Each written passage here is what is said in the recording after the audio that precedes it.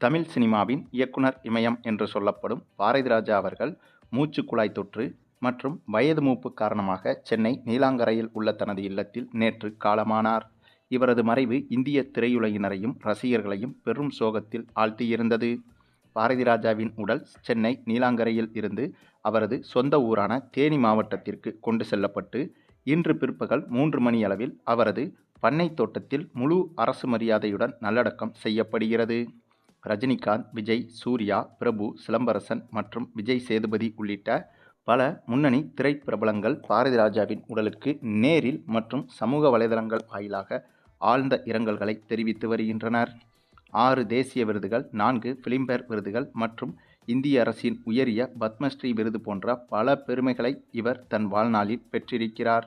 மேலும் பாரதிராஜாவின் முக்கியமான சென்டிமெண்ட் என்னவென்றால், பாரதிராஜா தனது படங்களில் அறிமுகம் செய்யும் கதாநாயகிகளுக்கு ஆங்கிலத்தில் ஆர் என்ற எழுத்தில் தொடங்கும் பெயர்களை வைப்பதில் மிகுந்த ஆர்வம் காட்டுவார்.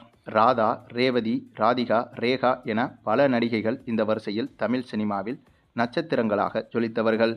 தமிழ் சினிமாவை ஸ்டூடியோவுக்குள் இருந்த சூழலில் இருந்து மாற்றி நிஜமான கிராமப்புறங்களின் அழகையும் யதார்த்தமான மனித உணர்ச்சிகளையும் திரையில் கொண்டு வந்து புரட்சி செய்தவர் பாரதிராஜா. 1977இல் வெளிவந்த இவரது முதல் படமான 16 வயது நிலை படத்தின் மாபெரும் வெற்றிக்கு பிறகு அதே கிராமத்து பின்னணியில் கிழக்கே போகும் ரயில் படத்தை இயக்கி தொடர்ச்சியான வெற்றி படங்களை கொடுத்தார். 16 வயது நிலை திரைப்படத்தில் உலகநாயகன் கமலஹாசன், சூப்பர் ஸ்டார் ரஜினிகாந்த் மற்றும் ஸ்ரீதேவி ஆகியோரை இயக்கி தமிழ் சினிமாவின் மிகச்சிறந்த காலகட்டத்தை உருவாக்கி கொடுத்தவரே இவர்தான். மேலும் கடந்த 2025ஆம் ஆண்டு மார்ச் மாதம் இவரது மகனும் இயக்குனருமான மனோஜ் பாரதிராஜா திடீரென காலமானார். அந்த துயரத்திலிருந்து இவர் முழுமையாக மீளாத நிலையிலும் உடல்நலக்குறைவால் பாதிக்கப்பட்டிருந்த போதும் கூட பல படங்களில் இவர் தொடர்ந்து நடித்து வந்தார். இந்த நிலையில்தான் நேற்றைய தினம் நம்மையெல்லாம் விட்டு முற்றிலுமாக பிரிந்திருக்கிறார் பாரதிராஜா. மேலும் இவர் இறந்த மறுநாளே இவரை தேடி வீட்டிற்கு பணப்பெட்டி ஒன்று வந்துள்ளதாக சொல்லப்படுகிறது. அதாவது இவர் இறப்பதற்கு முன்பே இவர் பெயரில் இன்சூரன்ஸ் போட்டிருக்கிறார் என்றும் சொல்லப்படுகிறது.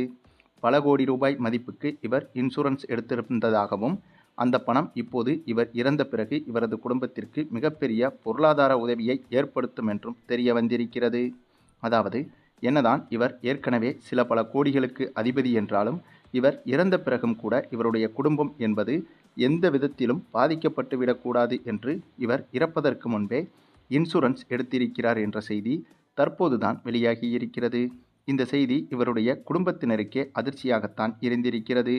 இருக்கும்போதும் கடைசி வரை படத்தில் நடித்து இவரது குடும்பத்தை நல்ல நிலையில் வைத்திருந்த இவர் இப்போது இறந்த போதும் கூட இவரது குடும்பத்தை கைவிடவில்லை என்பதைத்தான் இந்த ஒரு செயல் உணர்த்துகிறது. சரி, பாரதிராஜாவின் இந்த ஒரு செயலை குறித்து உங்களுடைய கருத்துக்களையும் கமெண்டில் தெரிவிங்க. மேலும் இந்த வீடியோ பிடிச்சிருந்தா லைக் பண்ணுங்கள், மற்ற அனைவருக்கும் ஷேர் பண்ணுங்கள், மறக்காமல் நம்ம சேனலை சப்ஸ்கிரைப் பண்ணுங்கள்.